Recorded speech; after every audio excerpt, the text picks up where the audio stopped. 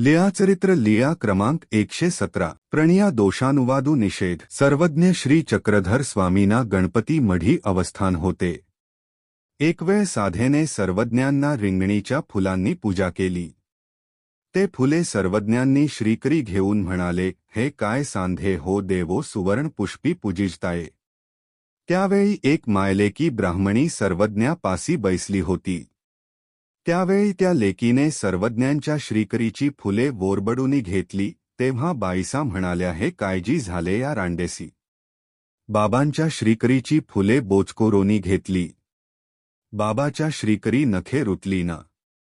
यावर तिची आई तिचे दोष सांगू लागली। जी जी ही ऐसीची जी मी हिला गप्प राहा तरीही गप्प राहत नाही। वाटेने जाताना कोणाला तरी खडा मारते आणि त्याच्याकडे पाहते।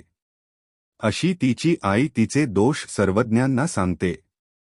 यावर सर्वज्ञ म्हणाले, बाई, प्राण्यांचे दोष येथेन संघीजेती की तेरहवी येथोनी काही नेणीजे ऐसे असे तरी का सांगता खोड्या करते ना, परंतु येथीच्या दर्शनाला हीन येतील की म्हणून तिचे दोष सांगू नका।